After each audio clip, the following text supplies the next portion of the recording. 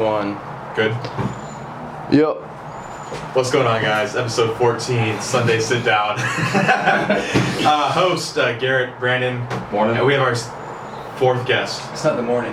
Is it fourth? Fifth? Fourth? Why do we number the guests now? You could have just said we have a guest. We're doing good with the numbers. Listen, he started thinking about 14. He's like, numbers. It's like, What do they mean? We have a guest. I feel like it's more than 4, right? Alright, well, first let's go ahead and get our hand. Today's episode, we got 3D Frost. Hunter, you want to get this? I can't even What? get my finger in. 3, 2, 1. Yeah. All right. Nice. Yeah, who gives So the hand off? you want to introduce a guest, or I introduce a guest? You can do whatever. Well, I'll introduce him. I guess he can introduce himself too. Who am I? Alright. Special guest today, Adolfo, Coach AD. Is that what time? Yeah. AD. Yeah. So quickly tell us about yourself with the camera. And All everybody right, watching. man. Let's see. How do I start? Your name? My name's AD. AD. Adolfo. I've been lifting for a while. One day I was like, all right, time to compete. It's about that time, and that was it. Yeah. That's back That's my to history. Wow. Oh my gosh. Pretty simple. This is gonna be a long episode. It's gonna be. We'll long. go back to like kind of how you got started lifting, like where you kind of began, what made you kind of go from, I don't know if you started wanting to do powerlifting, started wanting to do bodybuilding, whatever. Where you're How you from. kind of got into it. Yeah. Yeah, just a whole long backstory. So I was huge on basketball, and I didn't like eating a lot, so I was super skinny. And then one day I was just like, yo, I need to gain some size. So my brother was already hitting the gym, and I was like, let me go ahead and fucking join him. I went, and next thing you know, I see all these dudes are huge, and I'm like, all right, this guy over here is lifting like 70 pounds, sets of 12s. If I do that, I'll probably be just as big as him. Next thing you know, week after week, I'm lifting more weights, but I wasn't getting bigger, so then I started getting addicted to reading shit, and just like, I started, torrenting all those PDF files and shit. And and then I got addicted. I ended up even switching my major. I loved always helping people out, so anyone around me, I would just be like, helping them out with form check and stuff like that. And yeah, man, next thing you know, I was like, all right, I'm getting a little competitive. I kind of want to see what I look like at an actual meet. And my first meet actually humbled the shit out of me. I bombed out. It was like 2 weeks after like a breakup, so I lost mad weight and I couldn't get my first attempt on bench. But then after that, I was like, all right, now I can't really, I gotta. I think it was like 2 months later, I did a meet and I totaled more than I even wanted to. So I ate like crazy, gained my weight back, and I did really well. But yeah, man, that's pretty much what got me to this point. I love what I do. I love helping people. I love lifting. Love therapy sessions too. Slightly, possibly breaking my back every once in a while too. That happens. Part of the sport. But yeah. Alright, so bro, what brought you to Florida? Job. Yeah. I was in New York for a while doing like a bunch of random work, and nutrition degrees don't really do much. So I started. It was one of my coworkers. He had like family members that were doing like tech. So I went to his school, and then it was really good. I ended up landing a job down here, and I was like, you know what? Let me check it out. I'd rather see what it's like, and I cannot see myself going back now, man. Really? It's so much better down here. Yeah. Just even the fact that like lifting wise, like even the gym we got, it's like amazing, And I kind of came perfect timing because of COVID. They shut everything down over there. You just finished that shit. That's how you feel right now. It's been like 2 minutes, bro. I'm sorry. It's 3D, bro. Damn. It's really the frost is Mad really good. It's just mad good, bro. Mad good. The frost is really good. Yeah, your girl Claire was talking about I hope she sees this. Talking about the orange. I actually did buy an orange just to try it out again. I would not try orange. I would not get rid of any sense. But the chrome was This good. is Frost? What is this? It's like frost. It's like kind of like a white monster, basically. Yeah, good. It's better though. I tagged him in the last like post I made for Sunday Sit Down. Didn't even look at it. I mean, it happens. I mean, Where'd we you don't. get this? Jeez. Yeah. So, Mad good. so you say you went to school for nutrition, right? Cause I know you said you changed your major before. So what was your major like initially? Like when you went to school, what was initially? Okay, so initially I went for electrical engineering. Okay. And Awesome. then, That's a big difference. Oh yeah. Yeah, My dad was always like, all right, you're good at math, so do something, piece of shit. And Piece of shit. he didn't say that, but yeah. He's like, do something that's gonna give me imagine, like, all right, Dad, Jesus Christ. I was like, I don't think there's a correlation with math and happiness, but shit. Yeah. Listen here, kid. Go fuck yourself, alright? The New York accent. Yeah. My dad's super Hispanic. He has like the Oh shit. super Hispanic accent. My mom and dad came here, didn't even know English. They just like grabbed $1,000 and were like, all right, we're gonna make this happen. Oh shit. Yeah, they were straight hustlers. My dad was doing like 7 days a week, and 12-hour days. Managed to get us a house. So it was like me and my brother did really well growing up. We were That's lucky. good. Yeah. Hustler. I mean, back in the day, if you didn't have a degree or like didn't come from wealth, you know how it is. Like, what the hell are you gonna do in New York? You know. But yeah, New York of all places too is tough. Yeah, the only thing that they had going for them was like back then it was like super easy to get a loan. So what a lot of people did was they would just buy properties like back to back to back, and then they would rent them out, and then it would do all right, you know. So I think starting off when my mom and dad were like working, they had a house too that they were renting out. And then I guess it got like too stressful with like 2 jobs like that, and then doing that as well. So they backed out from that, but they were a good team. It was an awesome team, both of that. My dad's like the observant type, laid back. My mom's like assertive and like do this, let's do this, let's bargain, you know. Yeah, so good squad. And lucky. Yeah. Yeah. I mean, I know like a lot of people like how remote it is basically like how we grew up, how we see like our families, how they succeed, how they do things. Like if people, a lot of people like, when they meet me, like older people, they say I'm like the spitting image of my dad when he was my age. Yeah, same. So like how do you think growing up in that situation, seeing like how your parents hustlers, like growing up doing what they gotta do, how does that mold you as a person now, as an adult, like seeing both sides of the spectrum? Dude, I feel like I was lucky in that sense, like especially the fact that they're like together the whole time. So like my dad and me are probably like we're like spitting images of each other, kind of like you and your father, in the sense where like he's very observant, he's not gonna react right away, he's gonna kind of see a situation out, you know, he's very smart. Whereas my mom's the opposite, she could be like off the bat probably sometimes react without thinking, but she's also more she has like the balls to start her own business, for example. Like she'll do, you know, and test something she's never done, whereas my dad is more likely to kind of like stay in the same area or whatever. So for me it's like, I guess what also got me to come down here was just like I got to see my mom, you know, build a business from scratch, and she couldn't even speak like good English when she came here, you know. So I mean it definitely hits you subconsciously even too, you know. I feel like it helped me out at work, you know. And everything too, like, but it's definitely a mixture too, because like even when it comes to the gym, like I never like to say, all right, this is it, I know everything, you know. I'm like, all right, what else could we do? Like now I think the biggest thing for me has been like I have clients of different weight classes, different ages, you know. So like I'm already in my 30s.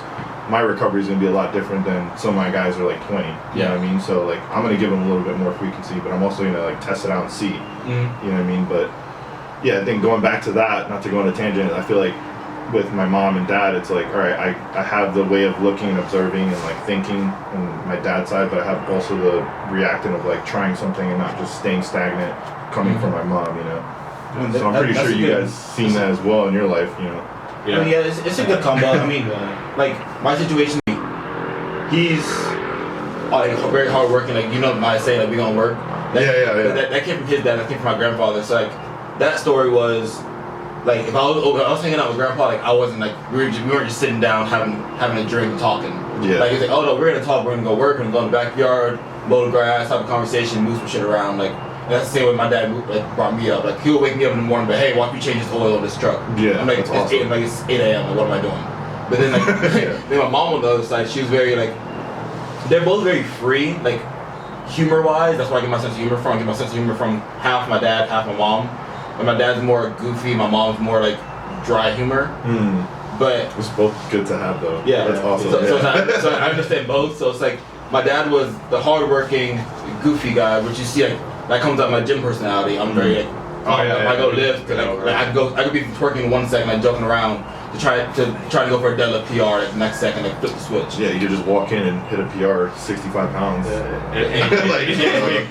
I still remember that. I was like, I just hit 700 first time. Like I've been trying to chase that for a while. This guy goes, bro, I hit 765. I'm like, didn't you just hit 700 like a week ago, bro? Like, that's gonna take me a long time to get to. I've been chasing 700 for so long on conventional. Then one day, oh, you know what? I got conventional deadlifts and noticed hitting 700 reps. I'm sorry. Talk about ego. But yeah, and then like on my mom, about humbling yourself real quick again. That's how I like to work. And then like on my mom's side, she was very school driven. Like my mom, she was the person. She was like, cause I was very like I always tried to be fit because I was like the fat cousin. Like I always tell the story. But my mom, she was like you're gonna have this up here longer than you're gonna have your body. Like your body's gonna break down at some point. Damn, that's So- like That's deep. that's the best way. My mom, she's always telling me that. She probably said the same thing about girls. Don't be going for someone who's I mean, yeah, just she- like, yeah, she- like they gotta, you know. Yeah, she literally. What was that? He's like, no comment. I've been there. I mean, yeah, so, Nah, man, so answer E, bro. All the above, always. You know what I'm saying? Like, yeah, I mean, enough Bring about me them. though. But no, but yeah, you gotta have, yeah. So it's like growing up in different situations benefits and deteriorates people in different type of ways. That's why you see more people like they're more damaged in certain circumstances, but they're more successful in others because they've seen two sides of the spectrum. So it's like I find that very interesting. That's why I always try to ask about like your background, ask about his background because that can see. Like now since you said that, I see why you are the way you are. Like, I've known you. I haven't known you for a long time. I've known you since like the last summer. But then now I see like why you have certain mannerisms, why you go about coaching people different ways. Like you can tell a lot by the upbringing. So I just find that super interesting all the That's time. true, yeah. Yeah, you are very calm, cool, collected. Yeah. Awesome guy overall. Until I'm peaking, right? Yeah. I mean, it's still mild compared to what I've seen. Oh yeah. Yeah, it's still very mild. Some people are nutty. This is kind of not the thing I'm into, but I've always wanted to go to New York.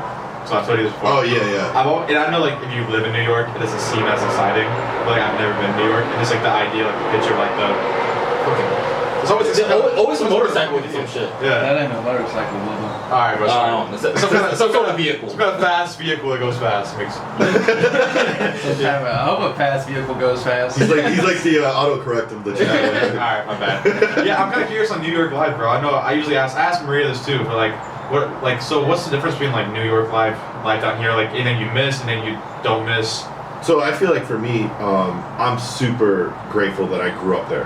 Yeah. I'm glad that my 20s were there and like my first job was there, you know, and everything. But when it comes to like building a life, New York is not the place. Right? Yeah. New York is like kind of the place where you end your Monopoly game.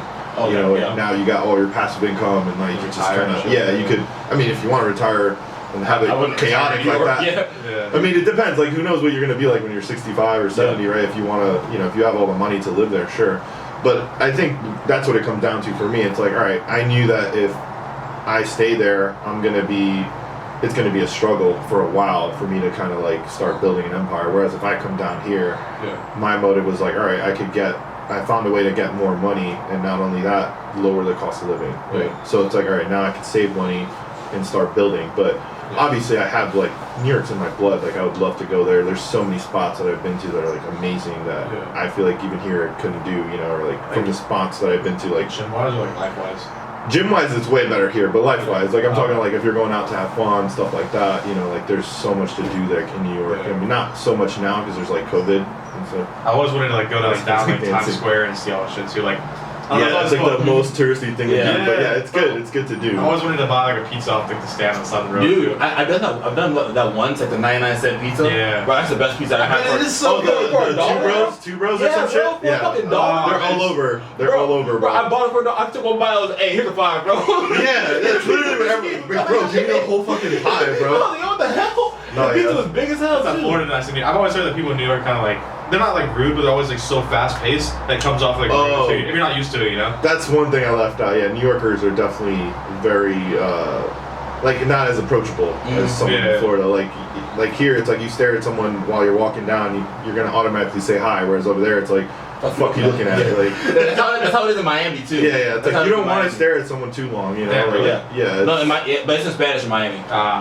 Not everyone though, you know. Like I'm sure there's. So it's cool. It's gotten a lot better for sure. Like I grew up there, like in the '90s, it was like really huge difference. Yeah. But now it's a lot better. Even Astoria, you know. Fuck me, no, fuck you. It's all like fast paced, always like go, you know. Yeah. It took me like 2 weeks to lower my pace down when I first got here. Like I remember walking from my car to like my job. It was like it would take me like a minute and a half, and then I was like, damn, why am I walking so fast? Everyone's walking that slow. I was like, all right, now I have to leave my house 5 minutes earlier to make sure I can walk for 5 minutes. He's practicing his slow walk. He's like, Yeah, dude, it was crazy. I was like, I look crazy over here, man. What the hell's going Did you on? guys all walk everywhere? can you open that door and turn on the light out here? It's getting kind of dark, and I know that's not good for Oh me. my gosh. It's not good for me. No, I mean, I'm being honest.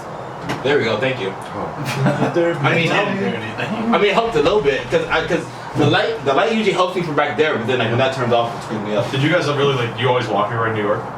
Did you guys have cars? I don't know. People don't have cars in New York, right? So the thing is like you don't want like here you probably need 2 cars. Car breaks down, you're screwed, right? Over there, it's like your family could have 1 car, you'd be all right.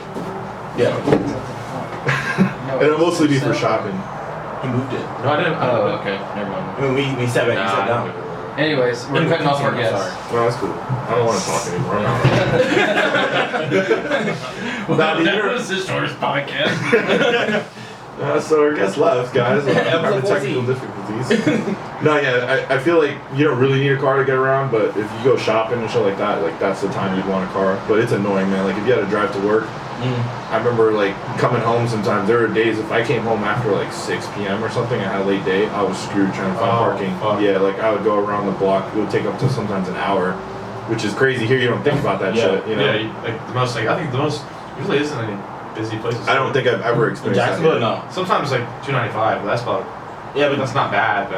Like, I know there's a huge difference between New York traffic and Miami traffic for sure. But like, Miami traffic is worse than Jacksonville, but it's not as bad. I've been to New York for like baseball before. Like New York's like dumb. Like we were like on a bus, and I promise you, like the whole team were like, yo, what the fuck's going on? Like, we were like on the bus, just like stopped. Yeah. And it's like, well, when I ridiculous. When I go to Orlando too, I was like, I'm like, damn, this shit kind of bad. I can't imagine like New York or Miami, bro. I think Cali would probably be the worst. Oh, not bad. I've never been to Cali like before. Bumper to bumper. You know, everywhere. Elon's doing that. Elon Musk is doing that like underground tunnel shit. Right? Heard about that? Boring company. Boring company, yeah. So like they're making a bunch of underground tunnels, so you can all like they can help expedite the process of like traffic and shit. Yeah, too. dude, that'd be sick. That'd be sick. Elon's a Holy fucking crap, dude. He's gonna change the game, bro. Dude, he's already doing that. He's already changing everything, bro. I love Elon. I bought AMC just with him. I need to buy Dogecoin, so I need to buy. I've been buying games now. No. Don't buy it now. Dogecoin It's already so high. crashed. Oh, sorry, man. Yeah. Well, I only have $10 in AMC, so I mean, I'm in Blockbuster. Is that still a thing? No. No. Okay. they have one left. They have one left. Let's bring You it can't back. buy it. Bring it back. Let's go. That's how You we can't buy started. stock in something It was that good, Reddit. Well, I bought that first stock, and I got it for $10, and I went up to like $10.30. I was like, damn, I made it. I'm not gonna do that 9 to 5 shit. Cash out. Buy this suit immediately. Walk around Wall Street. I missed this shit. This is Look, easy. man, I made it. Yeah. So quit in the gym life. What got you into coaching? Like, I think naturally I love helping people. Yeah. I've done personal training before, and I found myself getting more amped than my clients when they hit like a PR and shit. Oh, I did the same shit. Yeah, I'm freaking out, and they're looking at me like, what the fuck is wrong with this guy? Like, oh, my bad. I would fucking freak out right now, but I guess you don't want to. But yeah, no, I think that's what kind of got me into it. I enjoy like seeing people progress, and then seeing them get amped. It gets fucking fire up my ass. Yeah. So, Oh yeah, bro. I mean, that's good because there's a lot of trainers out there that are like. Because I had a conversation at work the other day because I work at like some private gym and everything. We had a conversation about the standard of trainers at commercial gyms and how low the standard is. dude, it's so like bad. cause I walked into LA Fitness before like not like I hate using LA Fitness. I mean, sorry, go ahead first. So I walked into LA Fitness before, like they don't know how to work out. They don't know I guess from like my looks it looks like I work out, but they don't know my credentials. They don't know if I know what I'm doing. And like off the bat they're like, hey, you want to be a trainer here?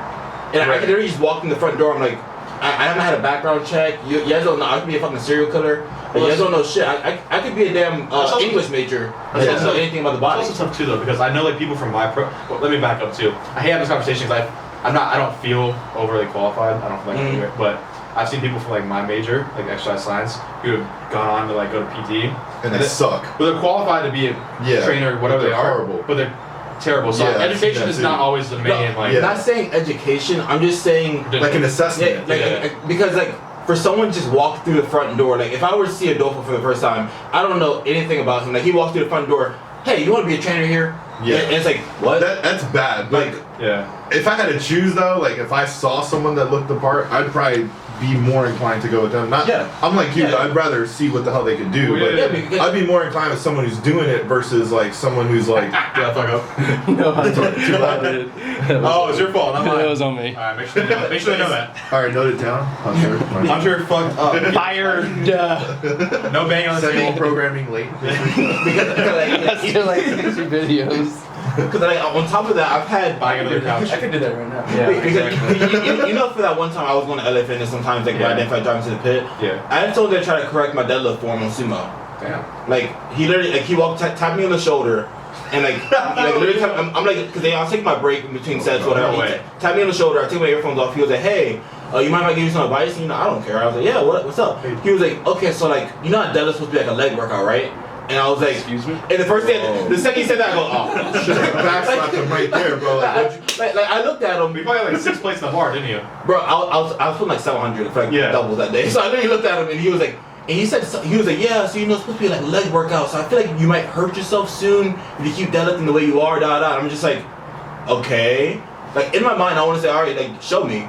And like, keep the weight on there, but I didn't want to be a dickhead. But like the way he explained it, I understand if you're trying to help someone out, but the way he explained it was just so unorthodox that it made no sense whatsoever. I'm like, and this guy's a fucking trainer. He was a trainer too? He was a trainer, like he had the shirt on, like trainer at fucking LA Fitness. This is gonna be a rant, bro. It's gonna be a rant. And I was like, and like, bro, like, oh damn. like knowing, cause like you know I'm very technical. I research everything. I watch YouTube videos. I research everything. So I was like, I'm always willing to learn. Like with Foodie's years younger than me. I listen to him. He has some good advice. I'll listen to you. I'll listen to you. Like I'll listen to whoever. Like if someone has advice and that makes sense to me. I'll do it. But this dude came probably. He's just kind of just saying something. He's probably like 150 soaking wet. Yeah. He was like 5'11". Like, he was a tall, skinny dude. And I was just like, God. and I was like, what? Like he's like, yeah, you know, that's supposed to be a leg workout. So I feel like you should be trying to squat the bar up a little bit more. Oh, dude. And I was just like, what the fuck are you talking about? Oh, I don't want to say that. It's like that day. I do want to say it. One of the somebody at Exactly. the pit, like right when I first started, said, "Well, there's your problem." When I was squatting, and I was like, "What?" He's like, "You're breaking at your hips first." Oh yeah, I remember that. Yeah, You like told me that day. Who was that? That was We're not saying, but we're One of the bodybuilder guys. I think you told us about that. Yeah. Usually pulls his pants down in the middle. I'm gonna stop there, but randomly pulls his pants down and starts taking pictures. but like going from that experience, like There's like 4 of them that do that. I know, that's why it's like, you're gonna have to guess on this one. I'm not gonna blow all their Which covers one out. actually does barbell squats? I would say. are we talking about Smith machine or actual barbell? Oh, he actually doesn't, so that's gonna help you never out. mind. Yeah, he doesn't, yeah. But it's That doesn't like, matter. think of like those 2 instances, like of course they're both LA Fitness, whatever, but just being almost being hired as a trainer on the spot without even like asking me any questions, and 2, someone trying to correct my form by saying that something like so off. Like it's so simple because like even if you don't know anything, you know on a push-pull leg split, deadlifts is on pull day. It's not on leg day. Leg day you squat, on push day you bench, and on pull day you deadlift. So it's a pull workout. So I mean it's posterior chain. It's tough, but it's like It's full body. yeah, I mean, it's a full body workout, but you shouldn't. To say it's just like he was telling me I should try to treat sumo deadlift as a squat, and I was like, "What do you mean?" He was like, "Oh, like start your hips a bit lower, No. and like try to like push it up," and I was like, I see a lot of people make "What?" that I mistake was like, too. "What?" Yeah. it's tough You because know- like he probably come from the right place. No, he's no, just not qualified to give you. 100%. Like that's why I said I don't mind if you're coming from the right place and you have something, like take everything with a grain of salt. Like that's what I'm always take everything with a grain of salt. So it's like, okay, like you tell me something, that might not work for me, but thank you for the advice. I'll try it out, but I don't know, it feels kind of weird. Go back to what I'm I guess doing. it also depends how you're approaching someone when you tell them that too. Yeah, you know, yeah. like you don't want to fucking come Well, off like if I came to you, dude, well, he comes up to you and you have like 700 pounds on the bar, like I would take the hint, but probably not my place to give you advice, you know? Yeah, and I don't know, man. I was just like, I really didn't want to be a dickhead because I understand. Because like I'll come up to people like I can't like give. Well, one dude, I got in an argument with one dude because I guess I gave his girlfriend some advice on doing RDLs because she was gonna hurt herself, and he already showed her how to do RDLs, so he got pissed off at me. But that situation, whatever. But it's just like. It's whatever. your gym though? Is that where you coach, you train? No. I was just I was there and she was like doing it and she like kept holding her back and I was like walking by and I was like, hey, like just try doing this. Hip hinge. I was like, don't do all back, and he was like, oh, you're talking about girl, but that's a whole different situation. Oh. Well, here's what thing on too. So I guess the girls, the diva girls, Cornell's girls, they were deadlifting. They were deadlifting, you know, and when he was gone, they were doing it like it wasn't. It could have been better, you know. Yeah. So I gave them advice, and like, oh, like thank you, like that helped so much, you know. I know I'm not gonna hear the end from that when he finds out. So goes back to Yeah, dude. I mean, I was like, I came from the right place. I was trying to help them. Too, Yeah. you know? And like you don't want to that's- see someone get hurt in front of you if you can prevent it, really. you know? And that's like the difference because your advice actually made sense. I hope so. Adolfo's advice would actually make sense. Like anybody can give anybody advice, but there's like if you know you're not qualified, And if you know, like, come on, I can see like You gave me really good advice. Don't let me forget that. like Okay. that's like me walking up to Jake benching, but hey man, let me give you some advice. While you have 600 I pounds think of bar. the only thing I've ever told Jake was like, you sunk that so deep. Yeah. Like, you did not. No, you didn't tell him. You asked him. He's like, do you usually sink that deep? Yeah, that's what it was. Because some people bench different, you know, so I'm not gonna. Because I'm like, I noticed something different when he maxed out right there. I was like a little. And then he saw the video again, and then he told his coach, and he came back. He's like, "Oh, you're right." I was like, "Okay." All right. I'm down. You know I'm down. I see you lift all the time. We're here at the same time. And Jason's like, yeah, I just trying to push, buddy. Yeah, but see, like, the thing with me is like, I'm never gonna go up to someone and be like, "You did that wrong." Like, what the fuck are you doing? You know what I mean? Like, It's all I'll how you just- approach it. Yeah, I mean, some people are a little, you know, take a little too hard. Look, I told you this. We had the conversation before. Like, same way. Like, I'll take advice from anybody too, but it depends how you give it to me. Like, if you give it to me in a way that I'm not gonna like, if it comes off like kind of like condescending. Yeah. I don't care how good it is. I'm just gonna. Yeah. And my biggest thing about the standard of trainers at like different gyms and stuff, I feel like there should at least be an interview process. There shouldn't be like there shouldn't be like, But hey, see, like Practical interview. yeah, like it doesn't have to be, oh, I have a bachelor's, I have this, I have that. Just sit down with them, have a conversation, because I mean, like there's some people that don't have any degrees that are very qualified because like they love this, they research, because with all the information you have on the internet nowadays, you could basically figure out everything you learn in 4 years. I'll tell you what. I hate saying it because I'm not like the best trainer, but I've learned more from the internet. Just like You're not the best trainer. I'm not here. I'm in the wrong place. I've learned more shit from this online internet and the in-person experience than I have anything in my 2 to 3 years in college to get my bachelor's. Oh yeah, 100%. That's crazy, bro. Because you know how much stuff, like you go on YouTube, you literally go on YouTube and type how to low bar squat, and you'll get thousands of videos, elite FTS. The other thing too is the fact that you lift. You know, like there's trainers that they have their degree, whatever. They're even training people, but they don't lift themselves. Like that helps too. One of my professors literally told, he's a doctor. He literally said he was like you know what's funny, because he was talking to me. He was talking about getting interviews and everything. He was like, get yourself an interview, because when he started training, he was a doctor, had credentials, and he had 0 clients. And the dude next to him that had no credentials, didn't go to school, had way more clients than he did, because of 1, he was more approachable, of course. Like he talked to people, more approachable. 2, he looked the part, and 3, he enjoyed working out more than he did. Yeah. So it's like someone who has a doctor, love this guy, Dr. Hooper. He's like 6'5", awkward body, like skinnier guy, whatever. But he's super smart. Yeah, he knows everything about the body. But it's like you versus Dr. Hooper, you'll have more clients because you actually enjoy this. You actually look into this. And I feel like there should be an interview process for that. Yeah. Because you can ask certain questions to where someone will be like, oh no, like I love this, like I lift these days or whatever. Or like I watch these videos and I'm always researching. It's like, okay, you're qualified to be a trainer because like you'll learn. Like no matter what, you'll learn. But not just some random Joe Schmo that walks into the gym and is just like, oh, yo, he does like 14 sets of fucking 50. And it's like he doesn't know what the fuck he's talking about. I think on the point, I think one of the most important things, in my opinion, what's been really well, you have to just love what you're doing. Yeah, you have to have passion. Yeah, that is true. Because you can like no matter what, like obviously like go back to your point, like I don't know everything and I'm gonna keep learning as the day goes on. But as long as you don't have that passion, like and love what you're doing and love the process, you're not gonna be willing to learn. It's gonna be like basically the same thing as a job too. Yeah. Yeah, 'cause I look forward to every single one of my clients coming in too. Oh, 100%. And I learn every single day from them. I'm like, all right, this is how this exercise gets better. This is how they respond better. Like something new I'm learning, but I just love the process of doing it too. And I think that's really important. You have to have that. Yeah, cause like the best part of my day is seeing a text, like random text, even from Garrett's bitch. Like random text. Like, let's say you have like let's say you have like 585. Like getting a text in all caps. Yo, 585 flew! Exclamation point! That makes you want to smile. Like it makes me like I sent Garrett a video because like he knows I've been hurt, whatever. When I sent him the video of me deadlifting over 700 for once in a while, he was yo, I just had the biggest smile on my face, and it's like as a trainer you need that because that means like you enjoy what you're doing. You're gonna be willing to learn. You'll be willing to help. Just don't be a random dude that just sees someone like, oh, I'm a trainer here. I have my button down shirt. I'm gonna tell him how to live. You can also see what they're doing too. We're kind of cutting you off because I know. No, you're fine. But one of the things too. I'm in your show. Like one of the things I like. Change the timer limit on this thing or something? No. Because it doesn't have the timer showing up. Oh yeah. I changed the limit. I mean, you can just double tap it real quick just to make sure if you want to. It's still recording, and we're at like 20-30 minutes. Just double tap it. Okay. Just to make sure. Man, sometimes they'll like stop recording. Okay, we're good. All right. Okay. Well, I was saying too, you got to make sure like it's easy to see. Like I think it's easy to see which trainer's coming from the right place, which one's not. Too like point of motive. It's like you can tell like people who are excited. Example one that I see on a daily basis, Amber. Like she doesn't watch this podcast, I don't think. But you'll see, like, you can tell by her she's excited, she loves what she's doing, she's passionate too. You can see others use more of a money kind of grab. Oh yeah. And that's when you can tell. And those are usually the ones too that is like a correlation for sure, where they're the ones who are clients are not, they don't have good form, they're all like screwed up. Because either way they're getting paid.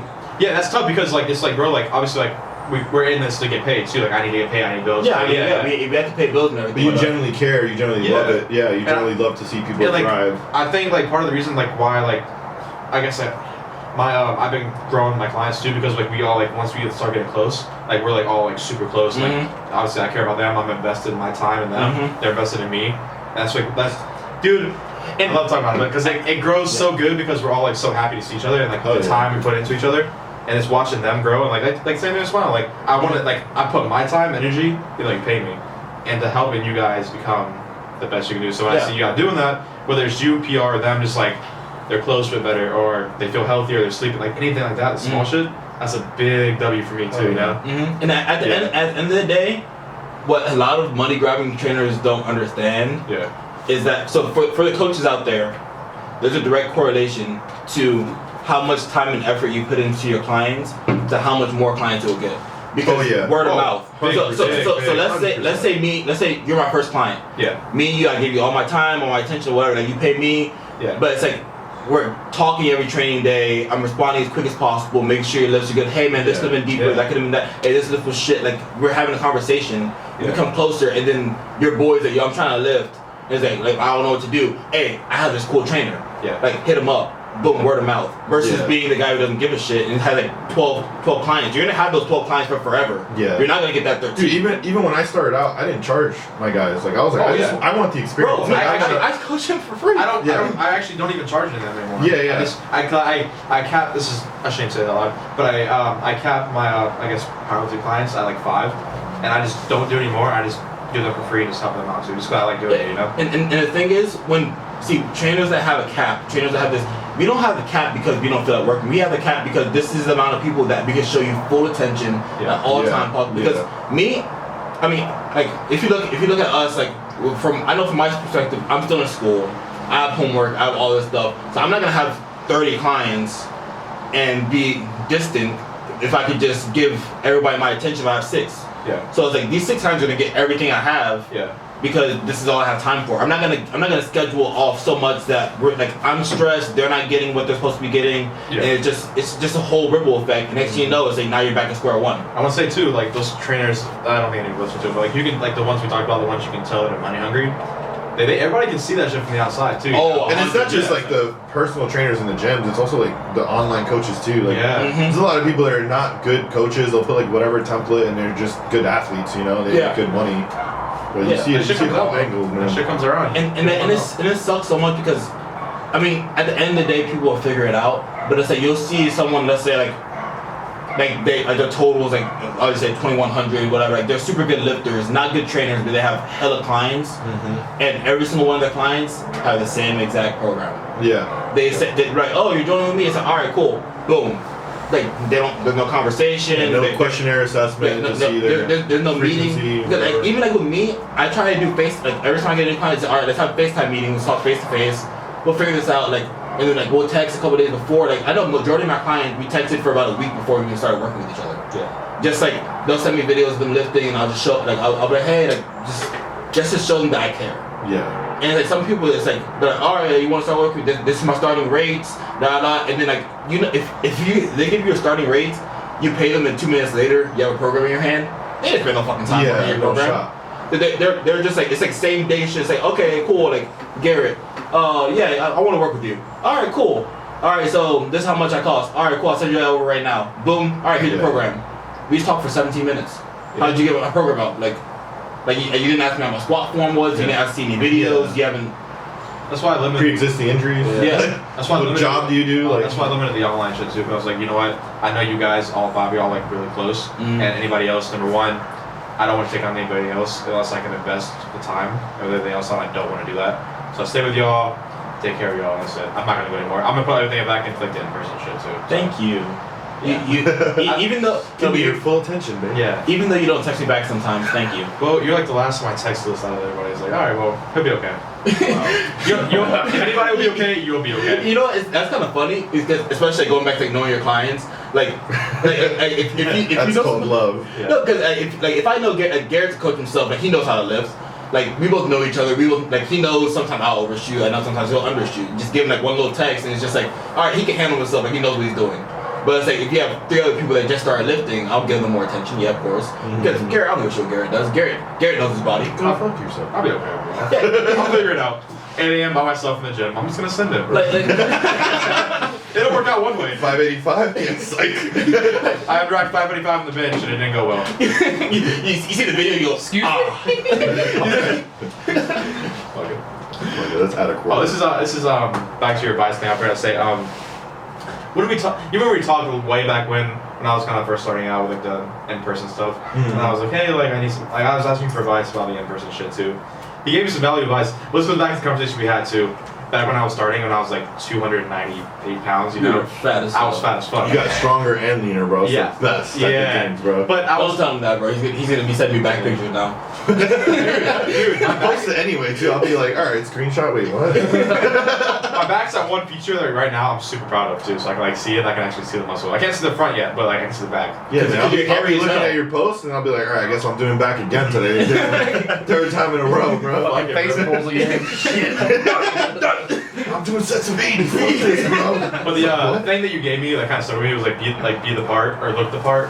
Kind of look the part. It's like it's one of those things where like someone's gonna, in the end of the day, like someone's gonna choose someone who looks like pretty good Yeah. versus someone who's probably doesn't look as good in the part. But That's true. Yeah. it's sad, but that's just how it works. Like like we said earlier, we see clients that like they don't know what the fuck they're doing, but they look great, and so a lot of people kind of like they'll go towards them and head towards them because they kind of want to either look like them or they feel like they're doing something right. Yeah. And I feel like for you, it's like you already have like the knowledge, you know. So if you're starting out and you're struggling to get clients, if you look the part and you're the product, people are gonna buy because like, all right, clearly he's selling what he can do. That was such solid advice too. But I took that shit, and after like, obviously like I'm not where I want to be yet. I have a way to go. But once I started going down to like 270, 260, my whole clientele started building up, and I felt so much more confident, so much more like happy too. Is that when you started getting your eyebrows done too? No. I've been doing that for years. Yeah, that's been a few-year process too. I always love my eyebrows. I mean, I feel like Why is that funny, Hunter? Yeah, man, I knew how to like get a fade before I got here, bro. It's included Getting in the eyebrows charge, bro. done, But That's a sick thing, I bro. was like, yeah, let me that's really solid advice though. Like a lot of people basically say price what you preach. Yeah, it's a Yeah. solid advice. No, I'm saying like I hate you. but like that and genuinely giving a shit will probably be the Yeah. two things that as a I feel coach. that. Yeah, bro. I see so much shit nowadays. I'm just like, I hate saying it because like I'm not there where I want to be yet, like experience wise too. But I see shit. I'm like, dude, like I don't understand the logic or why. Man. Yeah, well, some people don't probably question as much as we do as a client. Like Well, I guess looking for a trainer. If you're new, like it's hard to understand like what's right and what's wrong. Right, that's true. Because I have girls that come to me like and they've had previous trainers, and they not by like my things are any better than anybody else's, but they start working with me like, hey, like I love that you do this. It's like you've been my favorite so far, you know, like all that shit. Like I'm like, damn, well, I thought this was like the bare minimum shit I was supposed to do, you know? Yeah. Like a lot of them, they're never stressed, never go over like I give like nutritional help, like guidance, like kind of sleep, and, like little things that I think that should be just like basic common knowledge that are kind of neglected. And like that wasn't like my rates were like super low too. I was like bare minimum. Yeah. Like, bro, I can't imagine paying like how much you guys pay for that. And Yeah, just not exactly. getting. I would feel so bad, bro. We talked about this before. Like how we were saying, like there's some trainers that don't even give assessments. Yeah. Like we talked about, Oh, yeah. I forgot which podcast it was, but like That was one of the first ones, bro. Like some people were just like, oh, you walk in, I'm gonna review you. All right, let's hop under the squat, right? Hell no. It's like, dude, I don't know if you have a bum knee. I don't know, like, I don't know any At situations. least like first ask if there's anything that's bothering you or like any pain or. Because obviously, like with time, like you start to learn. The first step is not gonna teach you everything, like how people like what they say when things heavy, like all that stuff. But as you go on, you learn. But you need to at least have some basic like goal setting. Like what are your goals? Where do you want to go? Where have you been? Injuries? How have you trained before? What do you like? What do you not like? Sleep, nutrition. It's like the basic things that we would think would be like Yeah, you yeah. have to do, you know? Yeah. You just say, all right, well, we're going leg press, you know? Yeah, and it's like I just don't get how does that even go through your mind? It's just like, okay, I met you for the first time, and I'm just gonna throw you under some weight. Well, dude, people see. I don't know what's wrong. Like, people say do a couple lunges. How long have you been training? You know, like things like that. Hey, you know? have you ever done a push-up before? Yeah. So, bro, like people like see that shit as it takes extra time, but it actually helps your business for a few reasons. Number one, you get better relationship with the clients. Number two, if you can like see what they want to do and set goals. Yeah. It's not once you start hitting goals, it's easier to like ask for money too. You know. Yeah. Like, hey, like I want to lose like set amount of body fat. And they start seeing like if you set a goal and you like measure body fat after a month and it goes down, that also helps you out because you can also keep charging them. They keep coming back. Yeah. Exactly. So it might seem tedious in the beginning, but it actually helps you in the long run. Yeah. Too, you know. No, it's definitely essential. It's definitely like the most important part because they're paying you to help them get better where they want to go. You know, it's not just for workouts. Do you have clients that are doing like that came in and like, let's say they're like, oh, I want to burn fat, and automatically they just start saying, you know what, I actually want to start lifting heavy and go to strength training and stuff like that? Or? Actually, I had 4 girls. Well, one girl came in first. This goes back to the word of mouth thing too. When I first started, I had one original girl. Her name was Maria, and I just like I did everything I could do for her, and now I have like 6 or 7 of her family members. Oh my god, that's awesome. Yeah, so like how word of mouth. And it's going really fun. I got more on the way that come this week too. Yeah, man. But And she has a huge awesome. family. yeah, she does have a huge family. They're all super cool. Is that double meaning? Or? I don't know. Okay. Whatever. Hunter guy. But shit. Hold on. Oh yeah, yes. The question. Yeah. So some of them came in like they came in. They wanted to just actually get stronger too, you know. Yeah. But I have some girls that come in, and even some guys, they've never really lifted before too, and they obviously want to lose fat, like tone up. And we start doing the basic compound lifts. And no matter what, I give them all some kind of basic compound. They start squatting. They usually love the deadlifts the most. Most girls love the deadlifts too. Yeah. So as they go on, they get more away from like the whole like. Most of them they're more like, hey, like I need to do all this cardio. I'm like, hey, all right, we're gonna go lift some weights first. We'll be okay. Yeah. And as they get more into it, they actually tend to love weight training a lot more too. And then they start hitting little PRs, and like they won't even notice, but oh wait, that's like the most you've done for 5 reps up to this point, you know. And they'll just they'll set individual goals for themselves too. So no matter what, most of them really get into it too. Yeah. And it's also that's awesome. And that reflects back on the trainer too, like because I mean, in order for them to get into it, I have to see you enjoy it. Like I know like if I have like a lackadaisical trainer, like let's say when I play baseball, my strength and conditioning coach didn't give a shit, and we're just in there. I'd hate Oh them. yeah, dude. I'd hate it because I'm like, crazy how much that reflects on it. Right, this is boring as shit. But if I walk in, they have music blasting, like yo, let's get it now, and they're like hype. I'm like, I get hyped. And it's like, dude. 5 o'clock in the morning, I'm hyped. I'm squatting 400 pounds. This goes like to your point too. Like you got to practice and preach. Like I would never give any of my clients anything exercise that I haven't done myself or wouldn't do. You know. Yeah. Well, I mean, obviously, like I'm not gonna go do like hit and high intensity right now because I don't really want to. But it's all things I've done, things I could do, and things I would do if I was to do that. You know. Yeah, we just don't want to do it. Yeah, but I'm not gonna do it. I don't want to do it. Go on a mile. I've done it funny, before. it's funny you said that because like I feel like the overhead press, right? Like I know for a fact like I hate it. Like I'll do it here and there, but like I never really got like something out of it. But if one of my clients says, hey, like overhead press is like golden for me, I love it, I'm like, all right, we'll put it. But I'll always start them based on what I know will work. For example, like if we do dumbbells and you're holding them here versus here, you're not going to stretch your shoulders as much, or Arnold's or something like that. Yeah. But the overhead, it's always like a hit or miss with certain people, especially certain body types. Yeah. So that's a good point. Like I'm not gonna go ahead and just start putting stuff because I feel like it should be there. I'm gonna do it based on my experiences with previous clients or myself. Or if you tell me, hey, like I know overhead press. I mean, it's a little different for me because I'm lucky enough to have I have clients that want to compete and stuff like that. I want to get stronger, but I'll put a workout if they either love it, they know it works, or if I feel like it's gonna work no matter what. Like if I know from my experience it's gonna work for you. Yeah. But I mean, like Gary gave me some really good advice when it comes to programming, like giving the client some autonomy. It's like what they're gonna do. So it's like let's say like Garrett sometimes like on our active recovery days, if you want to get a pump, get a pump. Yeah. But it's like just as long as it doesn't affect the list after. yeah, don't let it train you. So like on Wednesdays is usually like at the middle of the week active recovery day. Yeah. But then let's say if I bench on Thursday, if I ask if I want to get a pump, like you're gonna bench tomorrow, I don't want you to be sore. But if it's like if I'm benching, my next benching is on Friday, he's like, yeah, go get a pump, have fun. Yeah. Because that gives you more leeway with especially with your clients, because if at the end of the day they want to do something, they're gonna go do it. Yeah. So it's like at least give them the autonomy to do it, so they're like, oh, if I want to do it, like Yeah. I could have a conversation with them and then they have a reason. Personality is big when it Yeah. comes to training, Yeah. man. I have guys that just they love going heavy. Yeah. You know, so their training is gonna be a little different versus guys that are like they're gonna.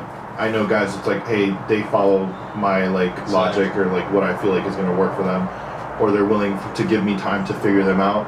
Those are usually the guys that do the best. But I still have guys that are just like, dude, if I come in like every 4 weeks and max out, I'll be happy or something like that. Like, or they'll go off program every week. I'm like, all right, I clearly have to take that into consideration when I'm training them. You know, and it's tough, but like it happens. I've had clients like that all the time. I have one right now too. He does it all the time, and I'm like, all right, well, I'm gonna have to work around. It's not me if you're wondering. No, It's not Hunter. Hunter is good, man. It's funny actually because when I started Hunter, I remember I was like, all right, Hunter, like he seemed like he wanted to get stronger. He was like into it. He always asked questions, and I love people who ask questions because I'm gonna tell him like everything, you know.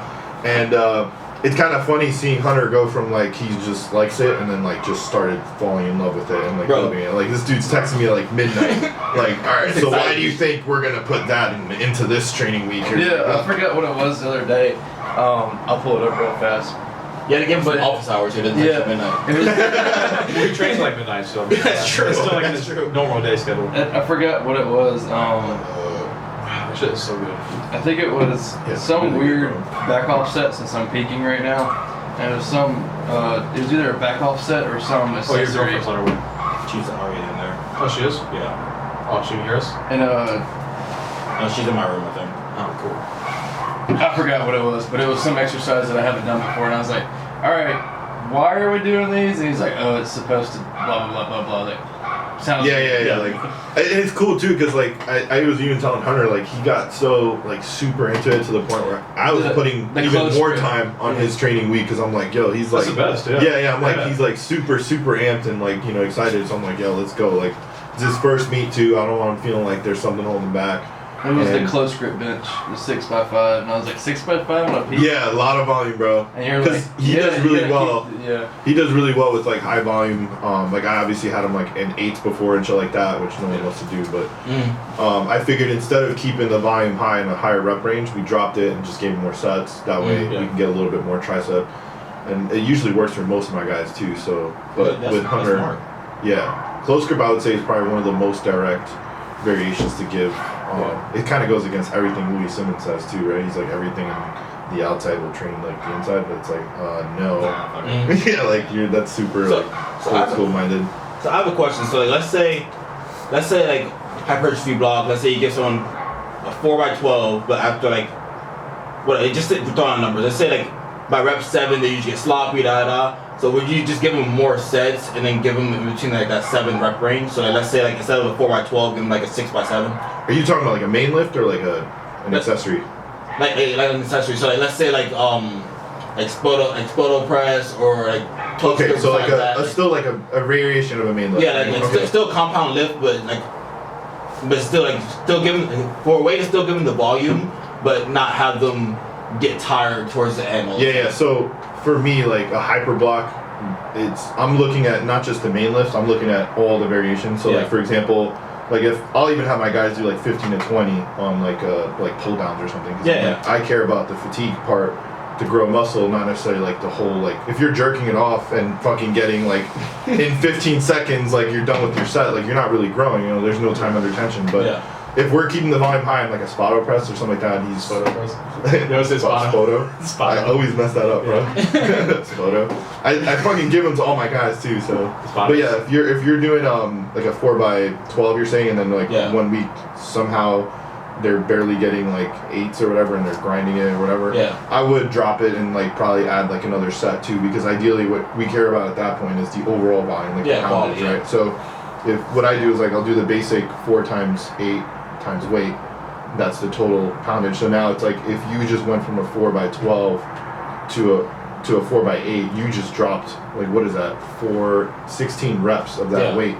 So I want to get those reps somehow. So what do I do? If I add another set, we just added 8 reps. Now you're just dropped by 8. You know what I'm saying? So if like ideally I don't want to get someone doing like 7x8. Yeah, I mean versus 14x14. Yeah, but ideally, if we just do the simple thing and add a set, we just added 8 reps instead of losing all 16. Those, 16 reps. Okay. Right? So that would be good. But in general, if they're on a hyper block, what I care more too is is looking at the accessory lifts and how they're going to carry over. You know, like, yeah, we want to build muscle in certain areas. Depends on their weaknesses and stuff like that, but that's what I'm looking at too. Like, are my clients jerking it? You know, they're going like muscling down, or do they understand the concept of like time under tension? Are they like slowing it down, doing a set that takes like 45 to 60 seconds, stuff like that? Yeah. And if they can't do that, then fuck it, do a set of 20. You know what I mean? Like, I'm not gonna make my guy go and do like 12 really slow, like 4-second negative reps if they just can't do that. You know what I mean? If they just like, you know, I'm that guy who likes to bring it down quick. I don't like doing a slow negative, so I'm like, all right, I'm doing a set of 20 for back. On 3 back exercises, my back's gonna fucking grow. Yeah. You know what I mean? So, yeah, I'm looking at all that too.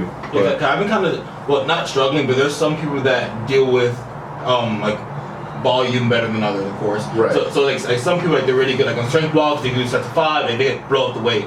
But the second they get sets of 7, like sets of like 7, like 12, whatever, it gets very sloppy. And I was just looking at different ways to still get that volume in, because at the same, you don't want people to just go strength block to peak, strength to peak. Like, you want to get some sort of you need a hyper block. That's like the it's like breaks. Yeah, I'm trying to figure out ways to split that up so we still get those reps, but I still want them to get that tricep pump on close grip that I wanted to get. I still want them to get those pumps, so I don't want to give them like 7 sets of 5 so it meets the reps, because you're not really gonna get a pump. Now, you might be sore, but you're not really gonna get it. You usually get that pump for like 7, 8 reps, like past that. Yeah. So I was just looking at different ways to like. Even if you were to put them on a strength block to a strength block to a strength block, the way you would benefit on like kind of making it almost be like a hyper block too is if you do that like 4 times 8 times weight. Like, obviously, if their weight's not going up as much, but they're adding like more sets and stuff like that, they're gonna get more overall volume. They're gonna slightly get hungrier. They're gonna slightly get bigger. You know, like it's just gonna happen. So, I mean, obviously, we want to test, you know, certain people. Like I'm not gonna do good on sets of 12s on like a main lift. Like, it's gonna break me the fuck down. But some people could do it. You know, some people are like kind of like more intermediate or like beginner phases. They'll probably benefit from a high rep, you know, high bar squat. So, I mean, you want to test it, but at the same time, you want to see how they react to it. If, like, in 4 weeks they're beat up and, like, everything's hurting, kind of like what happens to me all the time, then you shouldn't put them back up to a set of 12. All right, keep them, like, 8s tops, but then maybe add a set or 2 in the next phase or whatever. Yeah, cause I've been very, like, because I have one person that's, like, I had him do sets of 12. He was good for, like, the first, like, 2 weeks. Dude, I'm sore. So I moved it down to, like, sets of, like, I moved it down to sets of 10, and he did better. So it's like, I like varying. But I didn't want to go from set to 12 to set to 6. Because that's like I'm giving you some leeway. That's a deload. I'm giving you leeway. It's like we have a deload in a week and a half. I'm giving you some, like, so we still get it, but I didn't want to just take off like 4 reps. I'm like, damn, like I really want you to, because like he's novice powerlifter, so I really want you to get that hyper block to build it up, because you never like been on a powerlifting program before. Right. I would say at least try to keep someone in rep range for 2 weeks. Yeah. That's good. Like, if you can keep someone in sets of 12s for 2 weeks, you're going to benefit from a set of, dropping into a set of 10s. Yeah, he didn't give a shit about me. I have sets of 15. So. Yeah, he didn't give a shit about me. On main list? No, I gave you a set of 9. I gave you a set of 7. That wasn't bad. I had a set of 12 on close grip before. That was close grip, bro. It was fine. It's not like squats. It's not even like back squats with 12s. You gave me a set of like 11. You gave me a set of 10 on high bar pause squats. That's not true. That's facts. That's facts. That's not true. Think. Could have been 8. He said think. I looked at the program. Use your head. That's the video. That say, he sent me a meme, like me looking for the pauses. I'm like, bitch, I'm on rep number 8. Well, it also, after. The intensity wasn't super high either, bro, so you'd be okay. Whatever. 9s on fucking Jesus Christ. I mean, I did it. I was mad about it. I did it, though. I mean, I'm mad about every single program you did. Because we gonna work. Yeah, it worked out fine. I mean, it worked out fine, but I was just curious, you know. Everything's fine now. I don't know what your problem is. You're still alive. Yeah. It's kind of cool too, because like I'll be because I know Hunter's like more on like almost like the 3rd phase with me, or 3rd block, or 2nd technically, because we prolonged it because of the meet. Yeah. And then like I'll hear Andrew complaining about like the volume. I'm like, you haven't seen shit yet. I was like, talk to your boy Hunter real quick, man. Yeah. He's been doing some volume, man. Hunter's walking like this. What's up, guys? The first ever hyper block I've ever done in my entire life was with him. It was like almost 15 fucking weeks. Yeah, dude. Because I told him basically, all right. So what I tell my guys is like, I could give you like a 12-week program. I could give you, go through the phases, kind of see how you react. Or we could go, if you're willing to just get the most out of my programming, just go through every phase until you can't. So if you're getting hyperblock and you're doing really well, I'm not gonna move you on if it's working. Like that's one of the things I've learned with myself and like anyone I've trained. It's like if a strength block is working and you don't have any meet planned and you're just progressing on sets of 5s, I am not dropping you sets of 3s, man. Until you can't do sets of 5s, or I don't want you to get hurt, but I'm saying like if you're doing sets of 5s every week, you're going up 10, 15 pounds, I'm fucking keeping you there. Yeah, Now if it's like grinding, man, this is RP fucking 9.5 and I can barely do another rep, like alright, bet, now we're gonna probably deload and go into the next phase. So I told Hunter that, and he was always down to like do the most optimal form of training. So I'm like, alright, bet. So we kept him on that bitch until you just couldn't fucking do it. Look at the gains you got. What is it, 70 pounds to put on your fucking squat? More, well, yeah. More, that right? we know of. It's probably more. Right, there's probably more. You just peaked it real quick. That's smart, bro. I got that. Yeah, that's off season though, right? Yeah. So it's like because Hunter didn't plan on competing when he first started. I mean, same thing with Andrew. But Andrew, I wanted him to kind of get an idea for it too. I'm just putting him on a 12-week. But I give everyone the option, like, hey man, like, because a lot of people don't know me as a coach. They probably know like little things that I do, and they know I have knowledge. But I'm like, dude, I can give you the most optimal form of training if you just tell me what your goals are. You just want to gain muscle, you want to get strong, whatever. Or I could just put you on a block and kind of figure out how you work in certain things and see what weaknesses you have. When they're maxed out, I'm not going to try to get them to max out unless they're like close to it or they've kind of done it. But I'll put them through a basic 12-week, a little bit of a hyper phase, a little strength, a little peak, and then from there, once I'm on the strength and peak, I kind of have an idea of what I really want to do with them.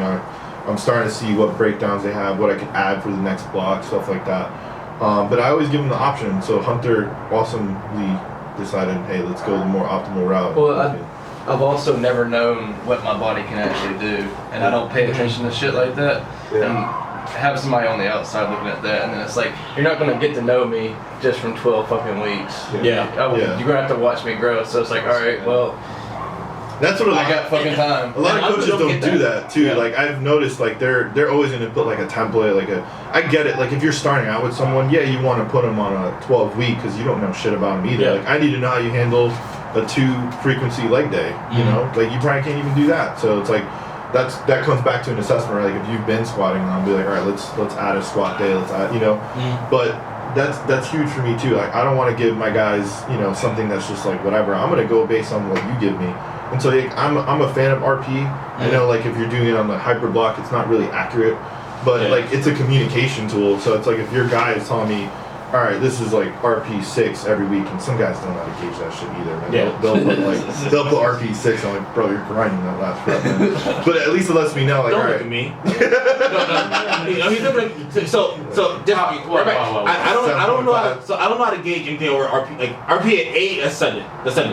Like for me personally, like RP at 7.5 and up, I'm just like, I think I'm just like I have a number in my head of that I'm just gonna make it move fast. So it's like it's all day I'm thinking I'm gonna hit 600 tomorrow. I'm gonna put 600 in fucking bar just trying to make it move faster. But Give him the look, bro. I feel like it's important too to add too because like I can gauge RP, especially on warm-ups. Yeah, well, I've learned, this is kind of off topic, but I've learned with you, example, for new people, I have to also like use both RP and RIR.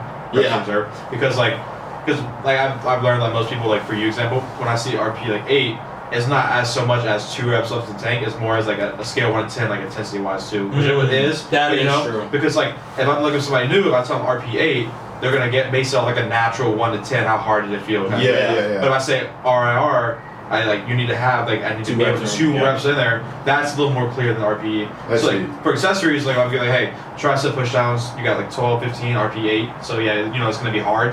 Yeah. But I say, hey, you got back squat, you got triple. RP 8 is a little bit different than RIR. Yeah. Because they're gonna be like, all right, shit. They might finish it, might last one be a grinder. They're like, oh well, 1 to 10, that's about an 8. They're not thinking reps of reserve, they're thinking more just like naturally. Because 1 to 10, like you think naturally 1 to 10, like on scale of anything, you can tell like, oh, how bad does it hurt 1 to 10, How hard was that? How whatever, Yeah. So that's a little thing I'm starting to think like, all right, well I need to start making little changes here to those communicate better too, Yeah. Man, if you start giving me RIR, we're gonna have to throw hands. Going off program. If I see RIR 8, I'm sending it. The RIR 2, I'm not sending it. PR? Shit. Is that what that means, PR? Yeah, that's cool. I thought about that too. It's just like little things that I take for granted that I'm giving somebody new. Like even like one of my people like in person, Like I have a client in person, like they have at home stuff, like at home dumbbells, and obviously like all my clients, I try to get them to work out on their own, but not with me. That way we can like they're getting better, and we're both getting better together. Because I can't. Not everybody can afford to come 3 to 4 times a week. You know, of course, if I see twice. Hey, I need you to go work out at home. But hey, you got dumbbells. I want you to do dumbbell press, RP8. So what they're gonna think naturally, they're not gonna think. Someone who's new, they're not gonna think 1 to 10, 2 reps left the tank. You said it right there. Someone who's new. Yeah. It's usually someone more conditioned to actually like lifting and grinding a rep is gonna know what an RPE is. But I mean who wouldn't? Okay. Yeah. But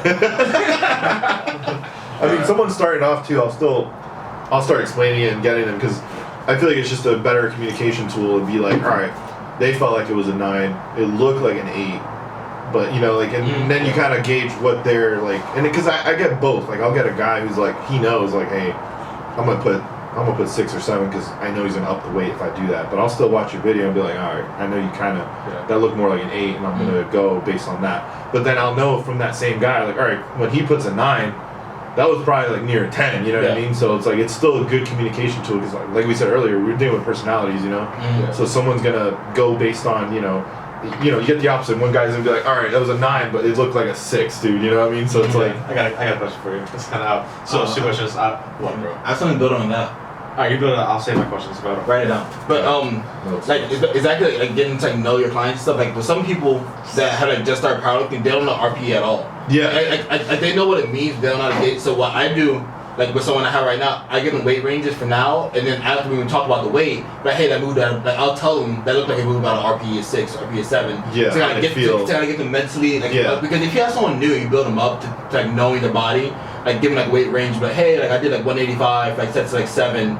But oh, like that last one kind of grinded was probably like RPE at 8. Like, so like when we transfer them over to RPE. They think back to those conversations like when you had the weight range, they're like, oh, I know how that felt. So it's like I feel like it's cooler like working with like novices and teaching them how to actually use RPE versus someone that has an ego or someone has something already built up already. But I've been lifting for 3 years, I know what the fuck I'm doing. And then give them that and it's like switch it up. Yeah, because the other thing too is like when you go into a different phase and now somebody knows when RPE is. When I'm giving them a new exercise or something like that, like I know you just got a little stronger. We probably didn't do this specific exercise in a while. So instead of writing a weight that I feel like you should start, I'm going to write the RPE now. Yeah. For an accessory, not for a main lift. Like, that's what I'm getting paid for, right? Yeah. So I'll give you, like, an RPE for that, and then I'll be like, all right, you know, like, we're starting this phase. I want you to keep it around 7.5 or 8 for this, for sets of 15. Oh, sure. So, you know, it's good to start them off early, kind of getting that communication so that when you go into that phase, now he could send you back the way he used for that, and then you can work from there. So you end up being more optimal for them anyway, you know, because I'm not going to give you a weight, and then it's like, oh, dude, it felt like a 6. And I'm like, all right, clearly I wanted it to feel like an 8, so now we just wasted a week. You know. Your questions? Oh, I guess you kind of already hit a little bit. What the question's going to be, how would you, because everybody has different styles too, like you're more probably percentage-based. More, give or take, well, depending. Yeah, it depends. Yeah. How would you implement? I guess you might answer this. How would you implement RP as someone who's never used it, which might be a point you kind of touch on? What would be kind of your process too? And do you use like, I know I use it for other people. Like if I have someone who's new, how I would go about it, I would like Jose for example too. I would give like a top set. I give like a weight range too. Number 1, like if say like it was like 405, like 425. I give like a 10-15 window. Just to kind of see, like, see how you feel warming up. It should be an RP like 7-8, which I'll be able to like kind of pick a weight range based on like once I get to know them a little bit and know like last previous weeks. Yeah. Like I'm kind of going so on topic here. No, it's fine. I mean, you should have for me too. Yeah. Well, yeah, because like I don't know if you like weight ranges or not too. I do. And I see like it's helped me too. Like number 1, like it's been a tool. Like I've been able to like get to know the lifter a little bit because I get like a 20-ish pound window. I can kind of tell the lifter over time too. I'm like, hey, like. Over 3 weeks, this lifter, example A, Brandon, has always gone to the top end of the range. Right. Not because he's like, not because it feels easy, but because he's naturally more of like his personality. Send it. Yeah, his personality is just send it. And I can see somebody else, like example Adam. Adam's the more timid the weight too. He's like me, more conservative. So I see he'll pick like the more like the smaller end of the range, depending on the day, same as me.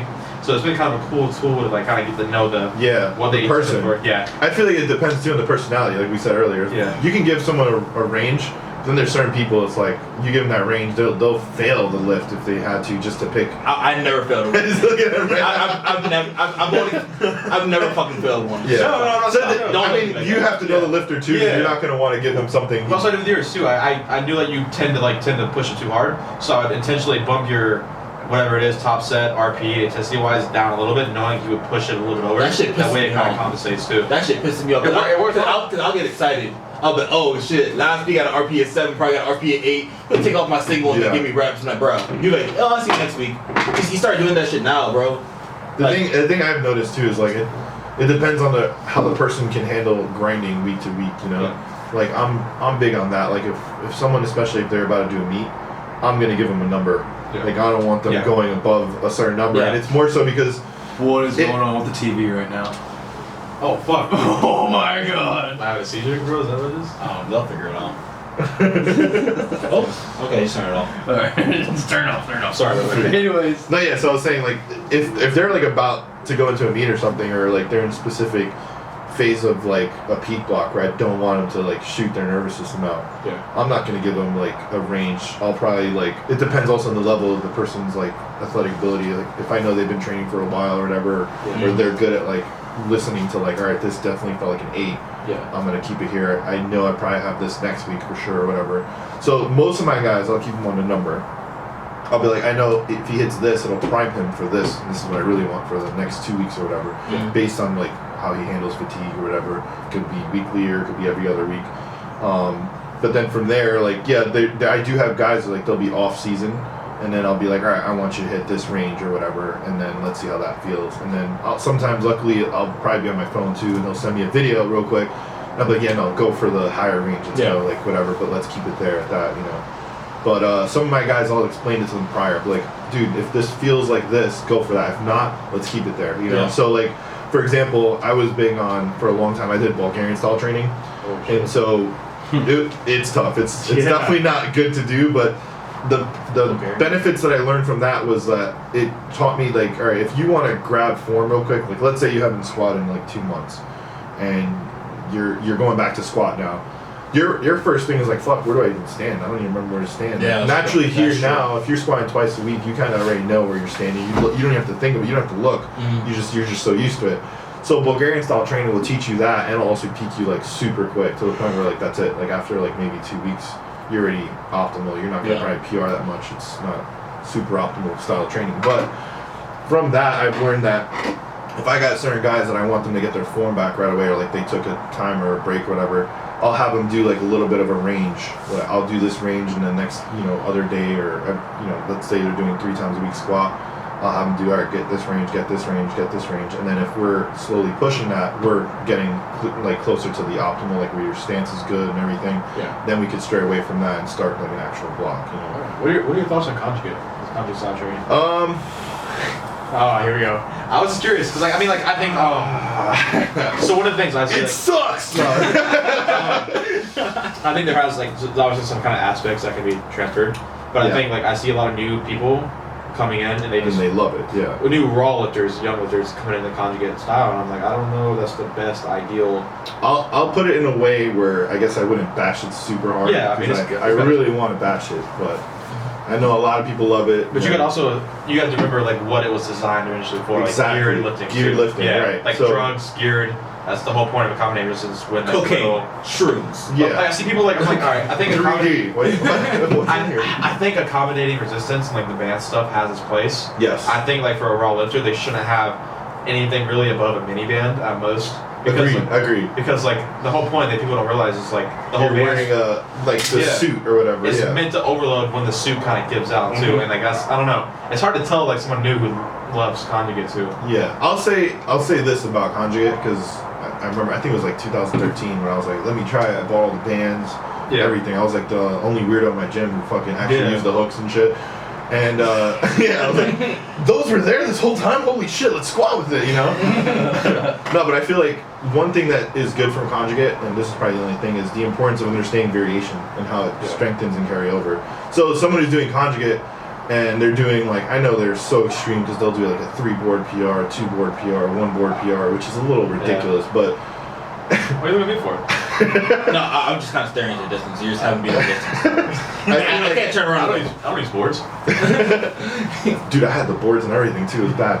So I feel like if you like, the one thing to take from conjugate that I would say is probably the best is understanding how those variations would carry over to you or someone else. You know, so if I were to get like a 2 board, I know that it's going to work my my weaker range of motion area or whatever. So things like that, I feel like conjugate did good.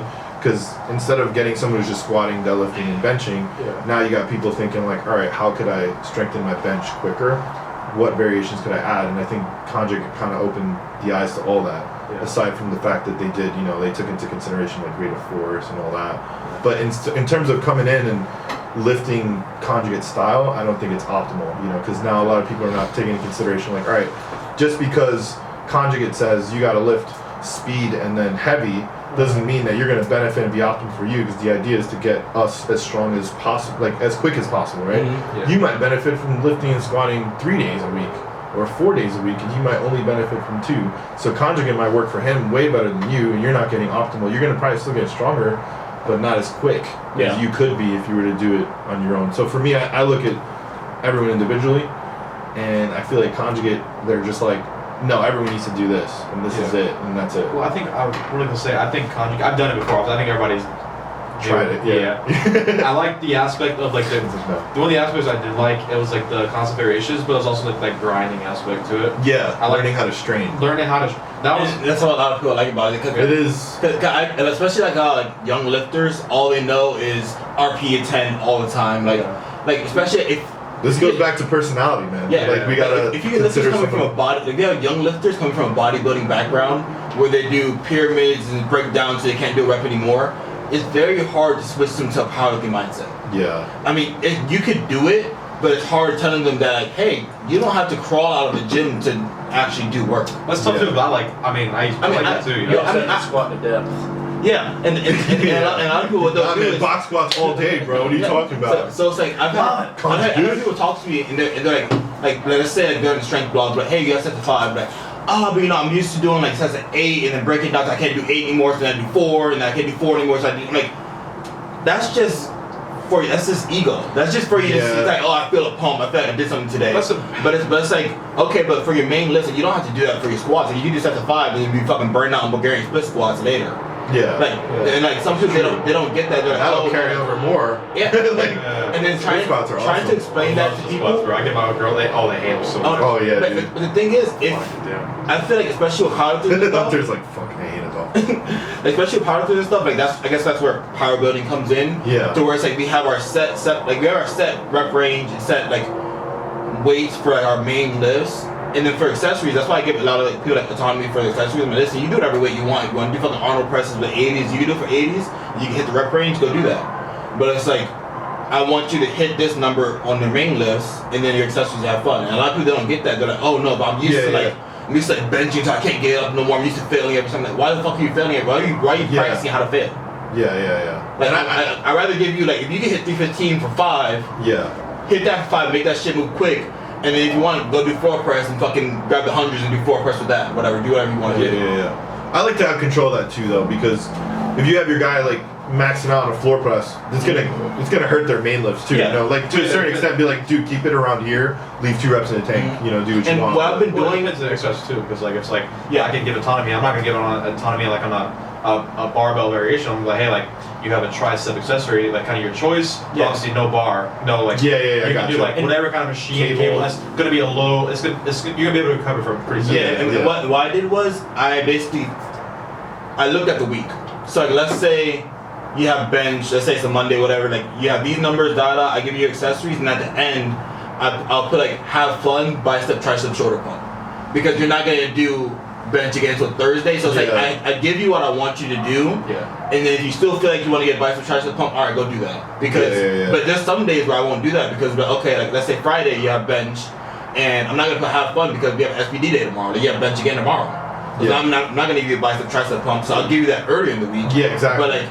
So it's like so that's why like having conversations with your clients, because if someone's gonna tell you like, oh, I like doing this, at the end of the day, they're gonna fucking do it. Yeah, exactly. That's true. So, too. so I'm gonna give you. They might just not tell you. Yeah, they might not tell you. So, Exactly. I'm gonna give you the leeway to do that on days that I know won't affect you. Yeah. But then explain. It's better for us to be in control of it. Yeah. See, because we still have some sort of control, because at the end of the day, I mean, Garrett gave me some. If I want to go do fucking lunge walks, I'm gonna do lunge walks. Even like I might not send him a video of it, but I'm gonna do it if I want to do it. Yeah. Well, I do this with clients too in person. I don't do that. I give them some kind of choice. I give them some kind of voice, because like especially like in person, like how I kind of do it in person clients, personal training wise. I have like half of it's all like their main important like movements, like their strength movements, like building like squats, bench, deadlift, whatever it is. Like 25% is more like other accessories I know are gonna help them. Even like in general clients, like shit, no matter who, they're all gonna get better from split squats, you know. So they all split squats. Like the last 25 is more like enjoyable, like random, like you'll know, like you're gonna have fun with this, you're gonna enjoy it, we're gonna have a good time. It's still gonna help you, but it's not gonna be like, it's gonna be like fucking like jumps, like something like very squats, something they can have jumps. fun with. That's usually how I do it. So, like, so having some kind of just for like the psychology aspect too, have something they can enjoy, like look forward to, have some kind of choice over. I'll usually help them. I'll be like, hey, like we got core today. We wanted to do these crunches, you want to do these twists. What do you want to do? Usually have some kind of. They feel like they have some kind of choice, even though they don't. Like it's still gonna be core regardless. But in their minds, they have some kind of choice, and they have more enjoyment of it too.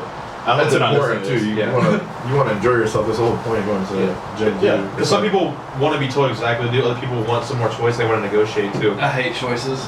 Just tell me what the fuck I need to do. I feel like questioning it though. I like You like knowing to why. understand it. I like knowing why, but just tell me what the fuck. That's to do. my personality too. So that's why I'm like always down to explain it. But it depends what too.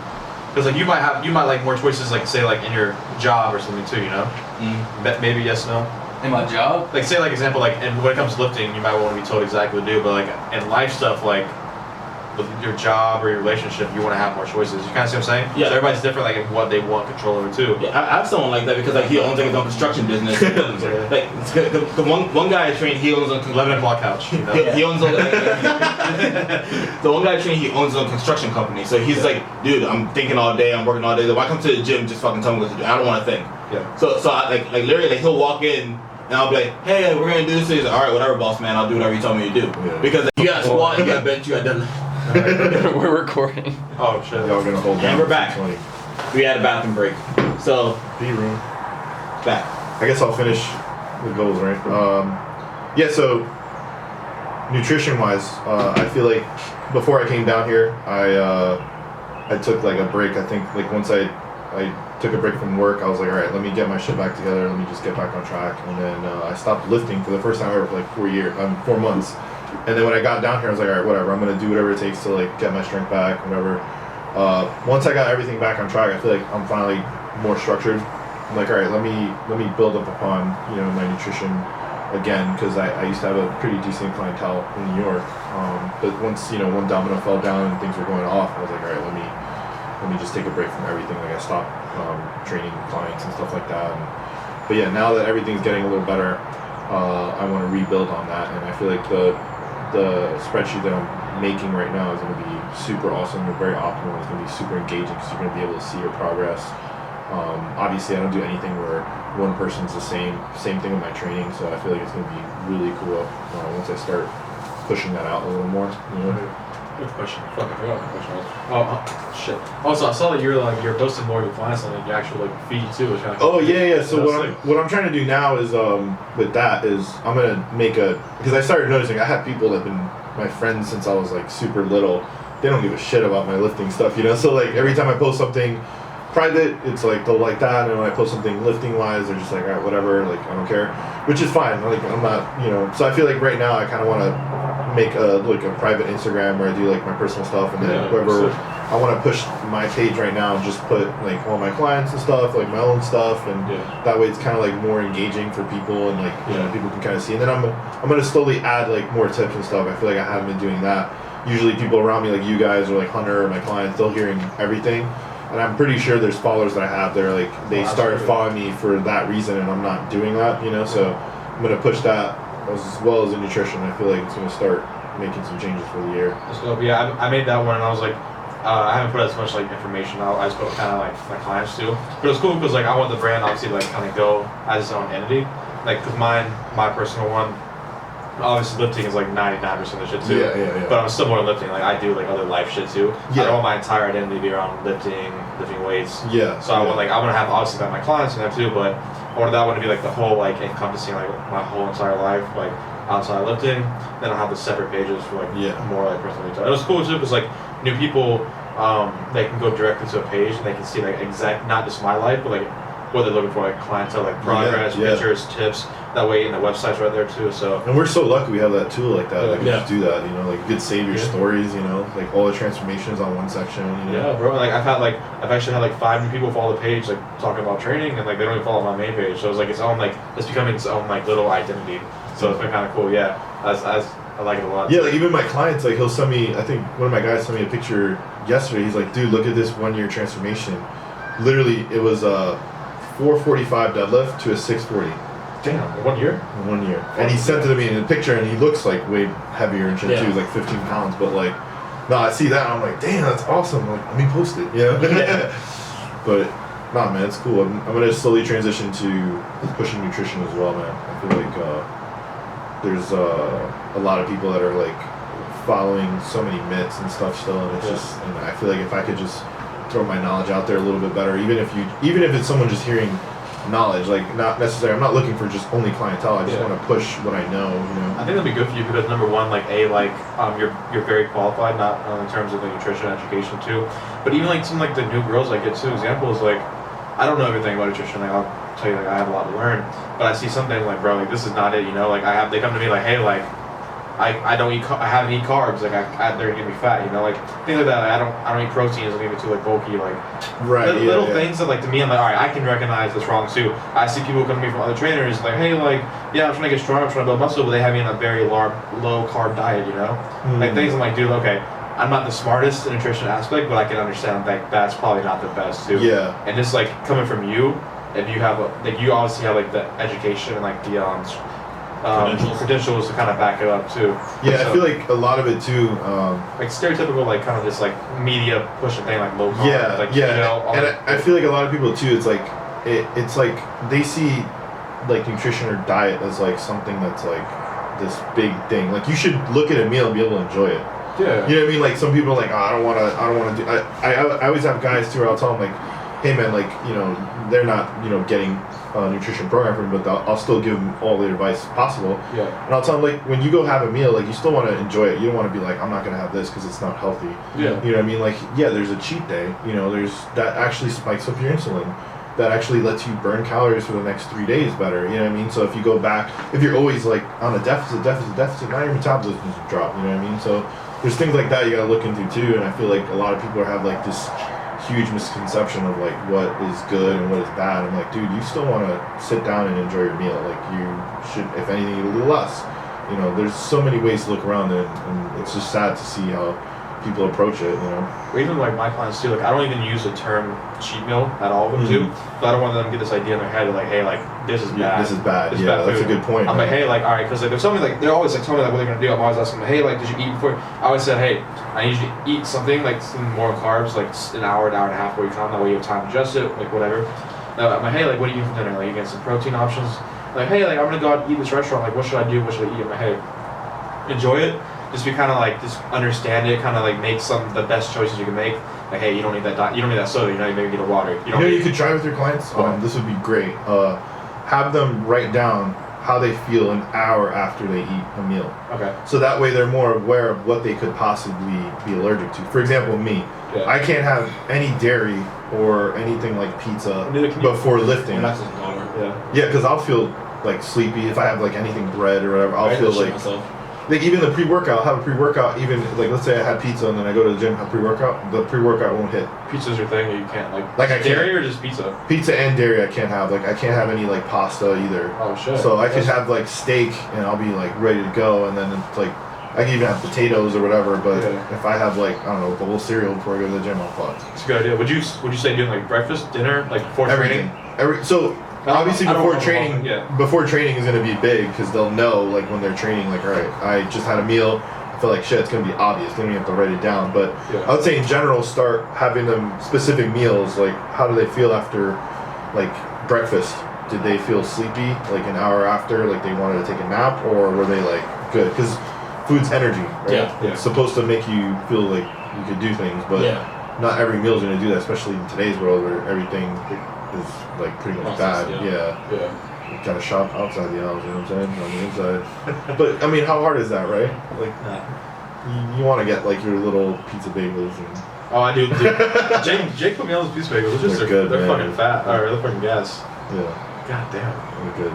Oh yeah, bro. I appreciate that. Nice. Yeah, man. See what they feel, and then from there, be like, hey, so don't have this before the gym, but obviously, like I said before, still want to have them enjoy their food, so have it after. Because I'm not certified, so I don't give exact like meal plans. Even if I could, I probably most likely wouldn't. Because I know like it's illegal. Yeah. Well, you can certify to it. Yeah. But I'm saying like if I was allowed to, I probably wouldn't. Just because I know like most of them, like they're everyday people, like they have things going on. Like I don't expect them to carry around like 6 prep meals, you know. So I try to just do the best I can to kind of guide them to where they need to go to. Yeah. Because no matter what, like doing something's still gonna be better than doing nothing. So yeah. But like we were saying earlier before it cut off, is like nutrition is just as important as the training too. Yeah. You know, like if you're giving your clients like really intense training, they're gonna even naturally just start eating better, and it's just as important. Like they're gonna like let's say someone's trying to gain weight. I know most of the people we're talking about is like trying to lose weight, right? But let's say someone's trying to gain weight. If you're putting them like a high rep range training program, they're gonna just naturally feel hungrier. Yeah. I think Hunter too. It happened to you, right? When you were in your hyper block, you were just like starving. Yeah, man, and that's what you want, man. Like I'm trying to get them to gain some size. I ate like 500 more calories a day and I still lost weight. hyper blocks, bro. And then we got and then I talked to him right before, I think it was like right before we jumped into this last strength block. And I was like, or no, it was when we started this hyper block for this prep, for this meat prep. Yeah. I was like, all right, dude, I'm still eating a fuck ton. Do you want me to eat more? He's like, eat as much as you can. And then after that, I think I put on like 2 or 3 pounds during the hyper block. I went from 188 to like 191 dry. Yeah. And then during it might be a little bit more than that, but during the strength block, he's like, just keep stuffing your fucking face, bro. Yeah. And I love working with Hunter too, because like I always will tell him what I feel like is the most optimal. Like for example, like I know a lot of people get caught up in like weight classes, right? Mm-hmm. They're like, nah, I need to cut, I need to do this, I need to stay here. And I think like Hunter, starting off, he was like around 188 or something, maybe when I started with lower. You, I was 184. And I'm like, bro, like honestly, man, like in the end of the day, what's gonna make you happy and feel good is the fact that like you've gotten stronger, right? So and who doesn't want more muscle in their body? You know what I mean? So I'm like, bro, like let's just fill up 205 and then go from there. You know what I mean? So with him, it was super easy because I'm like, all right, just eat everything, lift everything. You know what I mean? Like, which is simple. Yeah. But like, look at him now. He's hitting like insane PRs. Like we started peak and he's already like killing that shit. So it's like I don't even know what to expect on his meet day. I got a plan, but I have a feeling he's gonna exceed it. You know. It's kind of cool because like this goes back to nutrition, like the body is kind of cool. So when I first cut down from 298 to like to where I am now, like it was rough. You know, like my set point was actually like 298 for a while too. So when I got down, I lost like 20-30 pounds. Now I've been at like 265, 270 for like a month now. My set point has changed a little bit too. So now like no matter what, I'm still going back to that 265 range too instead of going back up. And it's really cool. My whole set point changed. Now like after it's been a month, my energy's back high. It's homeostasis, bro. It's probably keep you there for a while. It's like that whole transition going down that way. I was like fucked, and now when I got here, now I'm chilling. Everything feels good. I feel good. Like leverages. I feel good in my body. It's cool. Yeah, it's cool. The body works too. Hell yeah. Even now, like when I up the calories a little bit too, and my metabolism still just yeah. So you're probably not even going up in weight. You're still there. Bro. That's awesome. Dude. I love it. It's cool. So cool. I feel good. My back looks good. He's like, I'm actually gonna take a selfie when I leave right now. So Yeah. So, do you have any goals you haven't talked about already? Oh yeah. I got a few. Number one, like I don't consider myself a coach. I like to coach part time. Like I'm not sure. Like I haven't been doing it that long. I just like helping you guys out, kind of learning. I wouldn't consider myself a coach. Business wise, I want to see the Team G business, whatever name I change it to eventually. In person, maybe online too, kind of grow. G people. Yeah, G people. G squad. But I eventually, like, I have more. Just don't say G-man. Yeah, I'm not gonna say G-man. That's I think Vietnam and shit. I think it's kind of weird to say. I'm more like I'm not as focused as like powerlifting. I like lifting. Like I'm happy to compete. Like I like competing. but I'm more interested right now on the business side too, like growing my own shit. Kind of that's good, the long term shit. Jesus Christ, talking like 2 months ago was completely different. Yeah, it's awesome. Yeah, bro. Great. I just yeah, because like obviously I love powerlifting. I would love to be the strongest. I might not get there. Like I'm not gonna catch a deadlift anytime soon. But don't put that out there. Sorry, take it back. I take it back. He's looking at you. Business wise too, I want to see it go up for the future. I want to do good things. I want to eventually expand it. I've talked about with you like I want to get into clothing, kind of make like some kind of apparel. I want to eventually get into the gym. Like these are all things like down the road. But my interest right now is the next couple of years is building the personal brand, building the business more than lifting. It'd be cool to keep. I'm gonna keep lifting, obviously. You're doing everything simultaneously really well, so I wouldn't. Don't stop your traction. And say this is all I'm gonna do because you're doing the business part good. You're doing your own. Like you're losing weight and getting stronger. I'm gonna I'm definitely gonna keep competing at least once, twice a year after this one. The main thing would be like I'm gonna try to, like I told you, go down, get in better shape, even better, just for the business wise, and then go from there. He's gonna start going from back picks to front and back. Oh, dude, when I go the front picks, bro, that's how you know I made it. I'm gonna delete him off all social media. Yeah, but I've never been so excited for like the business aspect too. Like it's not where I wanted to be by any means. I think you mentioned briefly like something with the gym too. Like is that like that's super long term though, right? Like where you wanna long term, I've actually been talking to one of my boys about potentially opening a new space. So I'm gonna see where that goes too, how we want to do. If I can eventually open a space, I don't need to be super big as a studio and maybe hire some people underneath me. That's something that's gonna like pay for itself. Yeah. Because even like when I'm talking to Eric too, like things he's done, if I can get a little space, invest in equipment, and just have like some members, have some like 4 to 5 personal trainers all paying a set rate, it'll eventually pay itself off too, and I can use that money to go on thing too. But the whole goal is just like growth. I just want to keep growing. Yeah. Keep moving. I always like say it's gonna come next, and I know it's still long term going down the road too, because it's gonna take me a while to even get to the point where I'm making enough here where I can put a good amount of money to save it too, you know. Yeah. But it's just on my head every day I wake up. I'm like jumping 5 steps ahead. I'm like, all right, well I need to still train these clients today too, you know. Yeah. I'm like that too. Yeah. That's enough about me. So for you, future going forward, what are your plans for this year? What are your plans for next year? Are you competing anytime soon, business-wise? What are you doing? So I was gonna do a meet, but I started getting like crazy like shoulder pain and like my left hip's just been weird for a couple of months now. So I'm like, you know what, let me just not push it. But like I said earlier, I do want to do like the 220, see if I can break that. And then I don't think I'll probably do 220 anymore. I feel like I'm too tall for that, so I'll probably stay in the 242. But since I'm close, I'm like, fuck it, let me do that. Yeah. But then like in terms of goals in life, I am looking to like start, getting properties. I want like more passive income. I did just recently get a new job. I think Florida Blue, they lost their they had like huge budget cuts and like they let go of like 80% of the people. So obviously it's like contractors first, not full-time employees. But then it's kind of cool because like I started applying. I didn't know Jacksonville was huge in IT, man. I thought it was Tampa. It's growing. And Jacksonville's actually. I was talking to I forgot his name, the guy from the gym. He sells like the software. Aaron. He was telling me, he's like, yo, Jacksonville's actually the biggest in Florida for IT, and I was like, no shit. Like I had like 5 interviews like simultaneously working on them, and I ended up getting the job that I wanted. So I'm gonna be so I was a QA tester.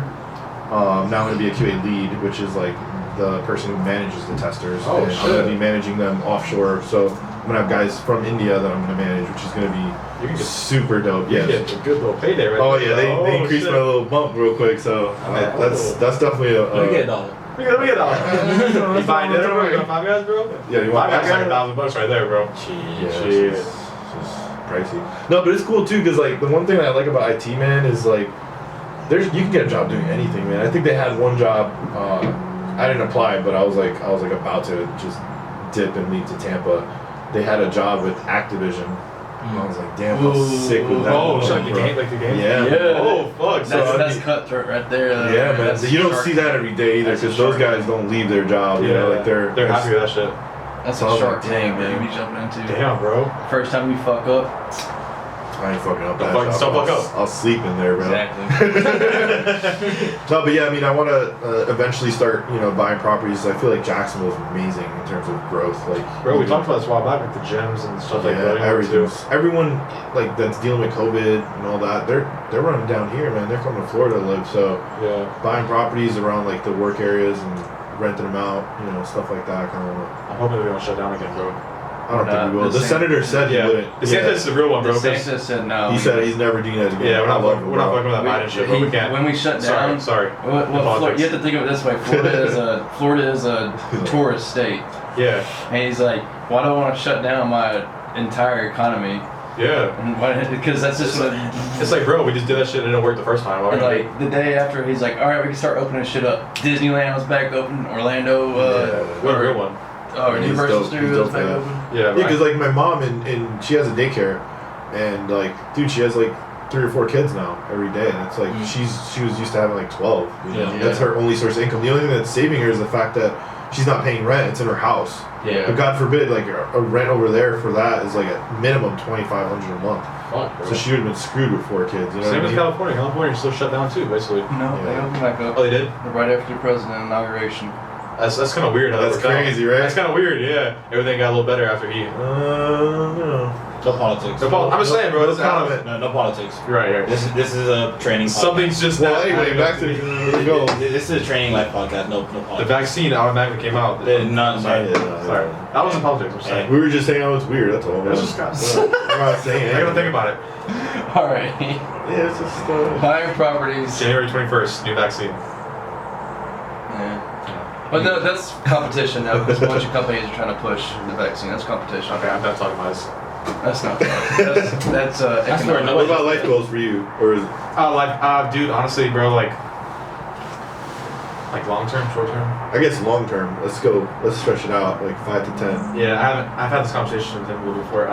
The first 5 years, time kind of flies. I started noticing that too. I was just 21 yesterday. Everything's about to be 23. Just keep building it. Time's gonna fly. I don't know if I want to stay in Florida. I haven't been anywhere else. I know, we talking about New York. You were born and raised here? Yeah.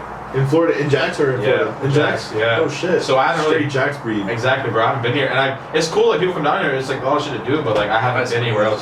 Huh? What high school you go to? Mandarin. Okay. So I haven't been anywhere else. So my first thing, when I get enough money saved up, I can go freely explore. I want to travel a little bit. I want to see what's out there. I don't know if I'll stay here.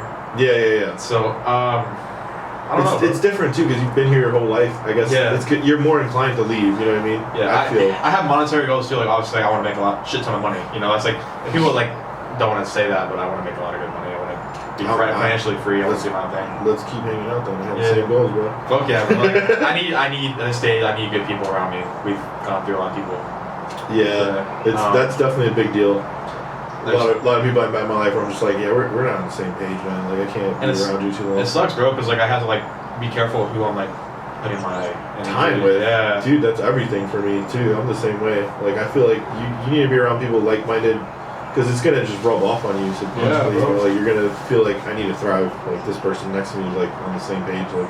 Rubs off. It gets contagious, man. Yeah. At this point, I don't go out as much anymore. I don't really I don't have time to hang out. Call this is important. I'm just. Wake up next day, we're going, trying to build shit, that's kind of it, bro. Trying to go up there. Moving, man. Yeah, bro. What about you? Did you mention life goals? I think we spoke mostly just. I was just grinding, bro. Grinding, man. Honestly, we're about to get your bachelor's too now, right? You should go get your master's after? No, I'm getting my doctorate in physical therapy. So, savage. So, literally just finish school, hopefully be a doctor by the time I'm 26, and then hopefully everything falls in line after that.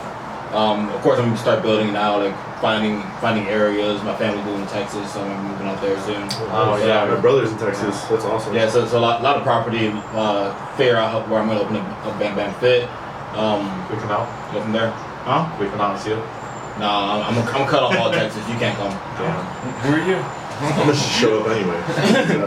But yeah, man, I'm just taking it step by step and finish up school, keep building business. I want to have multiple forms of income and make money in my sleep. I feel like the next year is just going to be a business podcast, bro.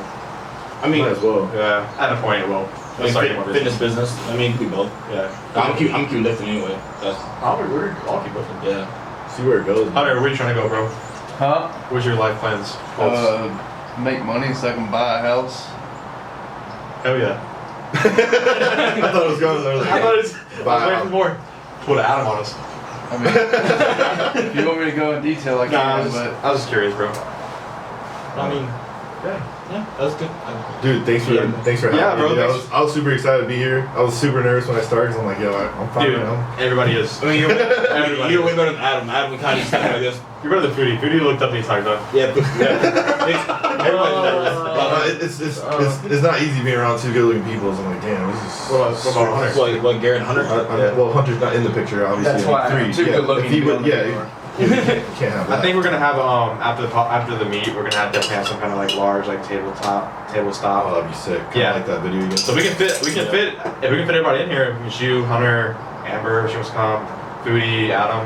That'd be a huge ass table talk, but I think it'd be fun. Yeah. I mean, Yeah, our episode's been getting a lot better. Like, this was a really good episode. I'm really happy we had Adolfo on because he's further down the line than we are. So we're able to ask him questions. You guys We're able to doing great. learn. No. I mean, you guys love underestimating yourselves. It could be It's better. It awesome. could be better. Yeah, it could be better. It could be And we learn a lot from you, like having you on here from a nutrition standpoint, from like coaching, knowing your clients and everything. So it was great having you on. Thanks, man. And just like, I learned a lot, man. I'm gonna implement a lot of the stuff I learned today to my clients. Hell yeah, bro. All right, episode 14. Thanks for tuning in. Like, share, subscribe, all that good stuff. Oh yeah. All right, are we gonna do like outro? Oh, Jesus. Okay. Whatever. Cool. Peace. That